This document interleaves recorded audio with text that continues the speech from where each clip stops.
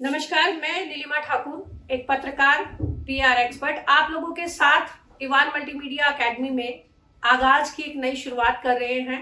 और आगाज पर मैंने हमेशा बेहतरीन लोगों को समाज से निकालकर समाज के समक्ष रखने की कोशिश की है, उनकी उपलब्धियों को, उनके कार्यों को और उनके बारे में अचीवमेंट्स जो उनकी हैं, उनकी उपलब्धियां हैं, उनको।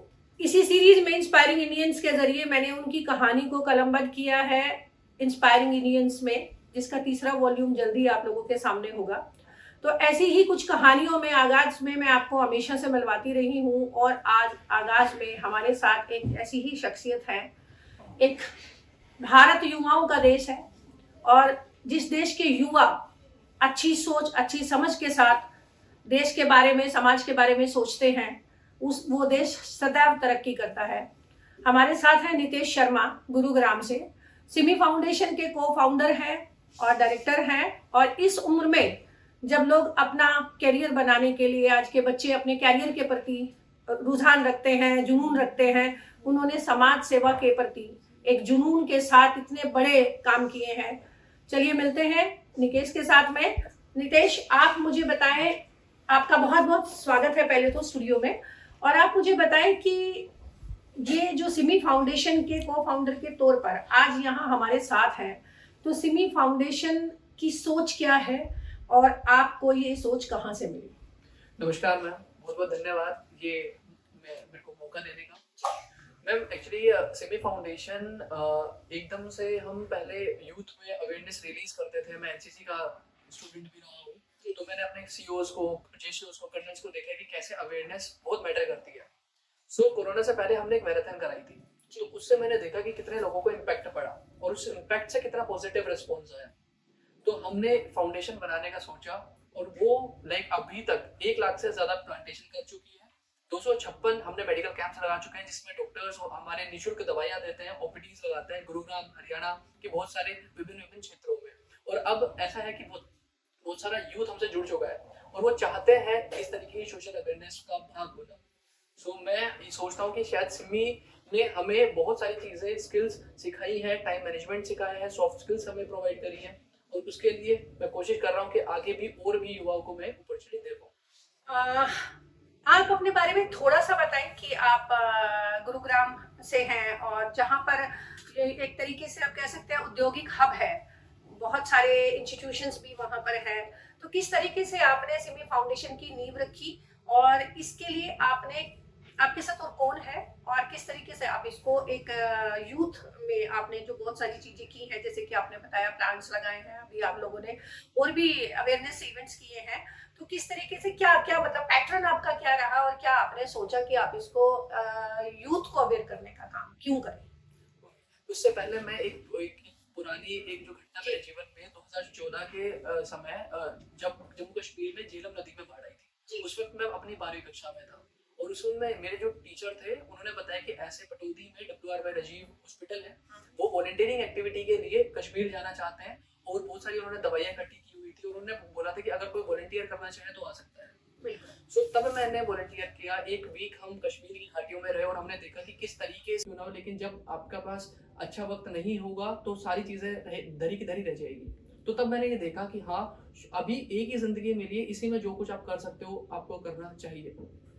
ये चीज एनसीसी ने मेरे अंदर और वॉलंटियरिंग एक्टिविटी के लिए मीन्स कहीं ना कहीं एक नई जन्म हुआ उस चीज का। और एट द एंड ऑफ मेरी ग्रेजुएशन करते करते हमने एक फाउंडेशन क्रिएट की। इसके फाउंडर है वो मेरे बड़े भाई हैं मनीष शर्मा। उन्होंने मेरा फुल सपोर्ट किया, उन्होंने मेंटोर किया, गाइड किया। और उसके बाद back to back seminars, health campaigning, rallies, plantation और मेडिकल कैंप्स लगाते चले गए। और अभी तक 75+ यूनिवर्सिटी ऑफ इंडिया ने हमारे साथ MOU साइन कर लिया है और more than 5 to 7 countries already हमारी लाइक टीम बन चुकी है। और सिमी फाउंडेशन के कार्यों के बारे में मैं आपको बताऊं, ये लोग ग्रीन एनवायरनमेंट पर भी काम कर रहे हैं, जैसे कि नितेश ने खुद बताया कि उनके अंदर ये भावना तब आई कि ये एक जीवन है, दूसरों की समस्याओं को देखते हुए, दूसरों की प्रॉब्लम्स को देखते हुए इसी जीवन में हमने अच्छा और बुरा सब करना होता है, तो जीना वही जो किसी के काम आ जाए। और नितेश ने अपनी इस जर्नी में इस पूरी सोच को बहुत तरीके से रखा है। नितेश, अभी हमारे साथ इवान के साथ भी जो है एसोसिएट होने जा रहे हैं, और जैसे कि हमने शुरू किया है कि शिक्षा और रोजगार को एक साथ जोड़ने की एक मुहिम, तो आपको हम लोग इवान के साथ कनेक्ट कर रहे हैं कि आप डिजिटल के बारे में और जो तकनीकी शिक्षा के बारे में आप बच्चों को अवेयर करें, बताएं। आप आए हैं आज यहाँ पर, तो किस तरीके से आपको भी लगता है कि तकनीकी शिक्षा बहुत जरूरी है आजकल के दौर में? तो मुझे लगता है कि कोरोना के बाद तो सबको पता लग ही गया है कि हम टोटली ऑफलाइन चीजों पर डिपेंड नहीं कर सकते, और कोरोना ने हमें ये भी सिखाया है कि ऑनलाइन भी करियर हो सकते हैं। That can be YouTube, Facebook, Twitter, LinkedIn, या आपकी लाइक सोशल मीडिया से अगर आपको पोस्टर्स बनाने आ गए, ग्राफिक डिजाइनिंग आ गई, कंटेंट राइटिंग आ गई, वीडियो एडिटिंग आ गई, तो अब घर बैठे बैठे बहुत सारी महिलाओं को रोजगार मिल गया है।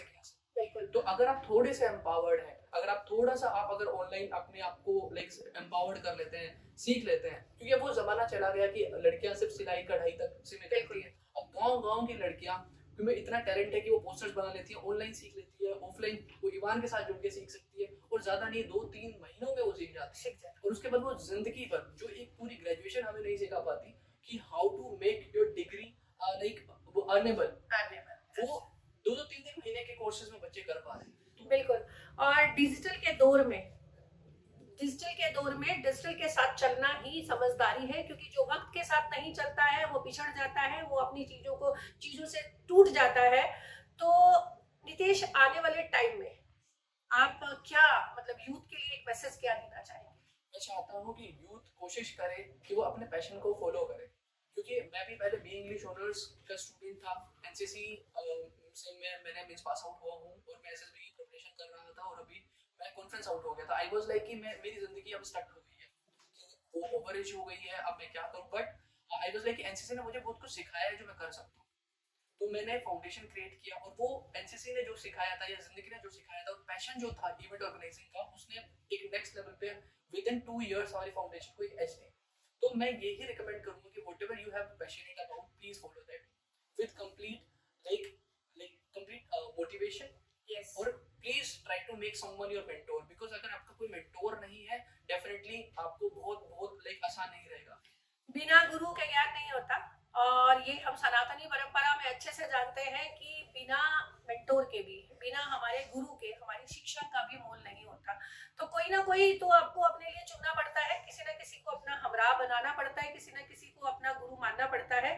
तो बिल्कुल नितेश ने बहुत अच्छी बात कही, क्योंकि हम सब अभी इसी सनातनी परंपरा विचारधारा के लोग हैं, और हमें ये समझना चाहिए कि अगर हम किसी का आशीर्वाद लेकर आगे बढ़ते हैं तो और भी बहुत सारे लोग हमारे साथ जुड़ते चले जाते हैं। माता पिता, गुरु आपके, उनका आदर मान सम्मान करिए और आगे बढ़ते रहिए।